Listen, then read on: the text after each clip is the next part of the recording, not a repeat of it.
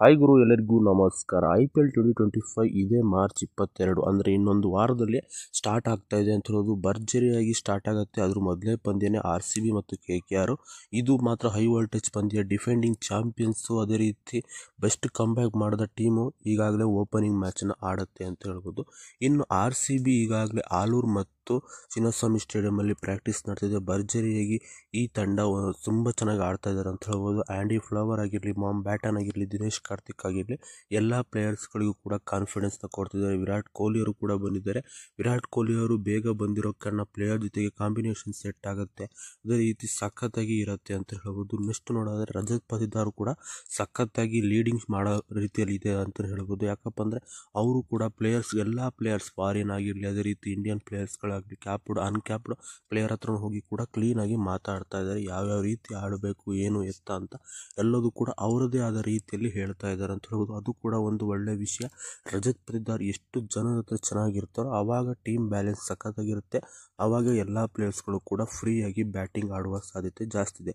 ಈಗಾಗಲೇ England player 2 ದಿನಗಳ ಹಿಂದೆ ಬಂದಿದ್ರು ಅಂತ ಹೇಳ್ಬೋದು. ಫಿಲ್ ಸಾಲ್ಟ್, ಲಿವಿಂಗ್ಸ್ಟೋನ್, ಅದೇ ರೀತಿ ಜೇಕಬ್ ಬೆಥೆಲ್ ಅವರು ಕೂಡ 3 ಜನ ಬಂದಿದ್ರು. ಅವರು ಕೂಡ ಈಗಾಗಲೇ ಪ್ರಾಕ್ಟೀಸ್ನ ಸ್ಟಾರ್ಟ್ ಮಾಡಿದ್ದು. ಇವರು 3 ಜನನು ಕೂಡ ಪ್ರಾಕ್ಟೀಸನ್ನೇ ಆರಂಭ ಮಾಡಿದ್ದಾರೆ ಅಂತ ಹೇಳ್ಬೋದು. ಇನ್ನು ಪ್ರಾಕ್ಟೀಸ್ ಮ್ಯಾಚನ್ನು ನಡೆಸಿದ್ರು ಅಂತ ಹೇಳ್ಬೋದು. ಮೊದಲನೇದಾಗಿ ಗ್ರೂಪು ರಜತ್ ಪತಿದಾರ್, ಎರಡನೇದಾಗಿ ಗ್ರೂಪು ಕೃಣಾಲ್ ಪಾಂಡ್ಯ ಅಂತ ಹೇಳ್ಬೋದು. ಈ ಗ್ರೂಪಲ್ಲಿ ಸಖತ್ತಾಗಿ ಆಡಿದ್ರು ಅಂತ ಹೇಳ್ಬೋದು. ಇಲ್ಲಿ ವಿರಾಟ್ ಕೊಹ್ಲಿನೂ ಕೂಡ ಆಡಿದ್ರು, ಫಿಲ್ ಸಾಲ್ಟ್ ಆಡಿದ್ರು, ಲಿವಿಂಗ್ಸ್ಟೋನು ಕೂಡ ಆಡಿದ್ರು, ಜೇಕಬ್ ಬೆಥೆಲ್, ರೊಮಾರಿಯೋ ಶಫರ್ಡ್, ಅದೇ ರೀತಿ ಹಲವಾರು ಜನ ಆಟಗಾರರು ಆಡಿದ್ರು ಅಂತ ಹೇಳ್ಬೋದು. ಇಲ್ಲಿ ಗೆದ್ದಿದ್ದು ಯಾವ ತಂಡ ಅಂತ ಹೇಳ್ಬೋದ್ರೆ ರಜತ್ ಪತಿದಾರ್ ಅವರ ತಂಡ ಅಂತ ಹೇಳ್ಬೋದು. ಒಂದು ಬೆಸ್ಟ್ ಚೇಸ್ನ ಮಾಡಿ ಗೆದ್ದರು ಅಂತ ಹೇಳ್ಬೋದು. ಸಖತ್ತಾಗಿ ಆಡಿದ್ರು. ರಜತ್ ಪತಿದಾರ್ ಕೂಡ ಚೆನ್ನಾಗಿ ಆಡಿದ್ರು.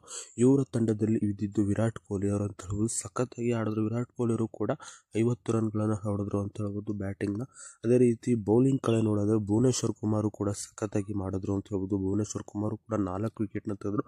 ಸಿಕ್ಕಾಪಟ್ಟೆ ಡಾಟ್ ಬಾಲ್ನ ಹಾಕಿದ್ರು ಪ್ರಾಕ್ಟೀಸ್ ಮ್ಯಾಚಲ್ಲಿ. ಇನ್ನೂ ಕೂಡ ಹಲವಾರು ಪ್ರಾಕ್ಟೀಸ್ನ ಮಾಡ್ತಾರೆ. ನುವಾನ್ ತುಷಾರು ಕೂಡ ಪ್ರಾಕ್ಟೀಸ್ನ ಮಾಡ್ತಿದ್ದಾರೆ. ಇನ್ನು ಜಾಶ್ ಹೇಜಲ್ವುಡ್ ಕಡೆ ನೋಡಿದ್ರೆ ಜಾಶ್ ಹೇಜಲ್ವುಡ್ ಇನ್ನೂ ಬಂದಿಲ್ಲ ಅಂತ ಹೇಳ್ಬೋದು. ಇವತ್ತು RCB ಅನ್ಬಾಕ್ಸ್ ಇವೆಂಟ್ ಇವತ್ತು ಬರಬಹುದು ಅಥವಾ ಇನ್ನು 2 ದಿನಗಳಲ್ಲಿ ಬರುವ ಸಾಧ್ಯತೆ ಜಾಸ್ತಿ ಇದೆ. ಅವರು ಫುಲ್ ಫಿಟ್ ಇದೆ ಅಂತ IPL ಸೀಸನ್ಗೆ ಮಾಹಿತಿನೂ ಕೂಡ ಕೇಳಿ ಬರ್ತಾ ಇದೆ ಅಂತ ಹೇಳ್ಬೋದು. ಸಖತ್ತಾಗಿ ಇರುತ್ತೆ ಇವತ್ತಿನ ಪಂದ್ಯಗಳು ಅಂತ ಹೇಳ್ಬೋದು. ಇವತ್ತಿನ ಅನ್ಬಾಕ್ಸ್ ಇವೆಂಟು ಕೂಡ ಸಖತ್ತಾಗಿರುತ್ತೆ. ಪ್ರಾಕ್ಟೀಸ್ ಮಾಡುತ್ತೆ ಅಂತ ಹೇಳ್ಬೋದು. ನಿಮಗೇನಿಸುತ್ತೆ RCB ಮತ್ತು KKR ನಡುವಿನ ಪಂದ್ಯಕ್ಕೆ? ಅದೇ ರೀತಿ ಇದೇ ಥರದ ವೀಡಿಯೋಗಳಿಗೋಸ್ಕರ, ಅದೇ ರೀತಿ RCB ಅಭಿಮಾನಿಗಳಿಗೋಸ್ಕರ ನಮ್ಮ ಚಾನಲ್ನ ತಪ್ಪದೆ ಸಬ್ಸ್ಕ್ರೈಬ್ ಮಾಡಿ. ಬಾಯ್ ಸ್ನೇಹಿತರೆ.